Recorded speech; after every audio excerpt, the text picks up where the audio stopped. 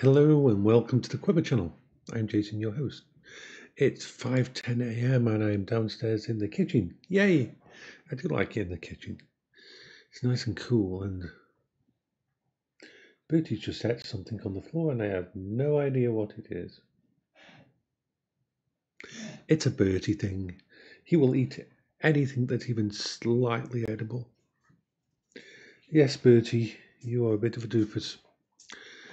So I've decided, I think, on the vehicle that I'm going to go for. And it's not an EV. It's a hybrid. Best of both worlds. You see, there's lots of limitations in the UK to do with charging. Some of you know what the kind of area I live, and the idea of having a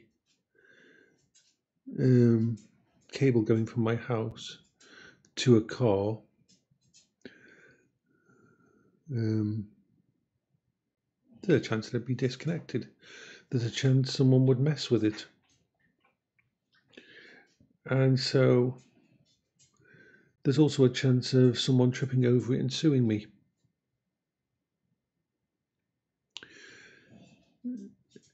I love the idea of electric cars, but until the local council and the government brings in a way to make it possible for the vast percentage of people in the north of England who do not have a driveway, do not have a place they can put a car to charge from their own electricity, which is the cheapest, might not be the fastest, but it's the cheapest way to charge an electric vehicle, then it comes with a whole host of issues. Now, I can get past those issues. It's a project. It's a way to do it. I could charge my big Anchor solar generator in the backyard, fill it up off the solar panels, then wheel it to the front, stay out there for a couple of hours inside the car while I'm charging there, and hope someone doesn't try to steal the generator, which would be laughable because it's like 35 kilograms in weight. But yeah, that's the thing. It's just, the more I've looked into it, the more limitations. Yes, you can, in certain parts of the country, money has been given by the government for them to cut a sort of a drain to the edge and therefore make it better. And they set up a charge point on your house and so on. But the infrastructure is not there yet. Maybe in 3 years' time, when I next have to have a car on Motability, then I will look at it again. That's the wonderful thing about Motability. I am not owning a car. I am not having a weight around my neck. I do not have insurance or road tax that I am going to have to deal with massively. I am going to have a vehicle that I keep for 3 years. And at the end of 3 years, the new sets of vehicles will be out, and hopefully by 3 years' time, the infrastructure for all the electricity is seen as they want to ban the sale of basically petrol and gasoline cars, and by 2035, they're going to have to get their finger out and to get it all sorted. So yes, they're coming today to service my combi boiler. So apart from that, so I've just realised something very important. I have not actually mentioned this car.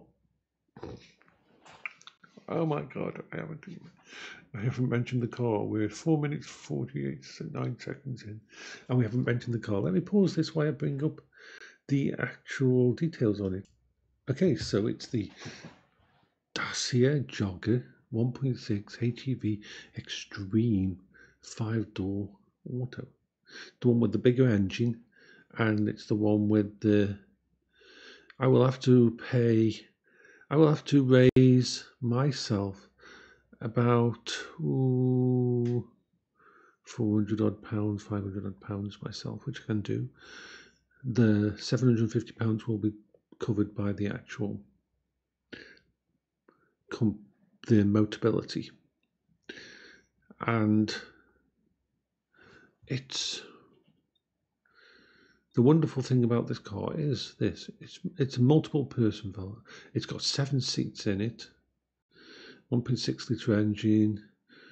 It's a lovely little vehicle. Well, little is not the term. It is a small MPV, bigger than an SUV. The Dacia Jogger. It has 7 seats in all, but you can remove them quite easily.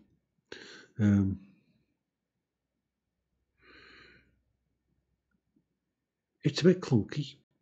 It's not modern. It's not cutting edge. It's budget, but it gets the job done. It's got a built-in little hybrid electric engine to go with thingy, and it's got a 1.2 kilowatt battery, which is you can't plug it in. It is recharged by the actual. From what I understand, let's just have a look.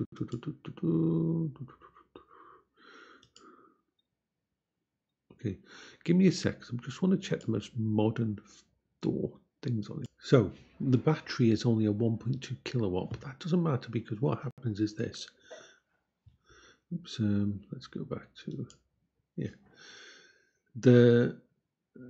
when you first start off in the car, and anywhere up to like 30, 40, 45 miles an hour, the electric engine powers the car, but only for a short amount of time. Short trips around the town and that, perfect for that kind of thing, which is short journeys is what I'll be doing. And whenever the power in the battery drops, the petrol engine kicks in to take over and also to charge the battery. So, like I said, this isn't a perfect vehicle. It's a bit clunky. But like, I've only got to keep it for 3 years and I'll see how I like it. As my first car that I'll have, it's the space that matters. I will be able to take out 2 of the seats. It only has 130 something litres space in the boot. The boot itself is quite small because it's behind the lap. Because there's 3 sets of seats. There's the front seats, the middle seats, and then the seats behind those. Now you can fold those down and then use that all as a space, so you gain massive amount of spaces. That's what I'll probably do. Also, I might just use them as storage in their seating position to store things like my big generator, because I won't want to connect. My idea is this: I'm going to put my main big battery pack inside the vehicle. It can just sit in there and provide power to all my electronics that I run instead of draining the battery for the car. This is a good thing. So my computer that I use in there, whichever one I decide to use, and everything else will go that way.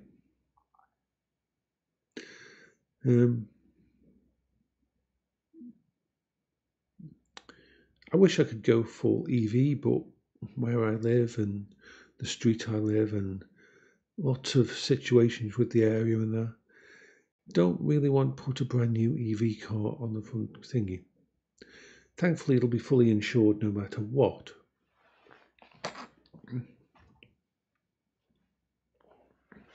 And I will keep an eye on the car via the cameras. So this is where I'm at now. I will start to be, I know the size of the vehicle. at some point in time during the next few weeks, I will probably take a journey down to the local Azeal thingy, and I'll make sure I do it at the beginning of a week. I wouldn't do it now, tomorrow, or today, because it's Wednesday. It'd be too close to the weekend, and might affect my ability to go to Munchies. And, not that much I can do about that. I need to give myself a couple of days rest after leaving the house to make sure I recover. So apart from that, I'm having a good morning. I haven't decided what computer, but now let's do another video. Let's stop this video now. Hee hee. Bye bye for now.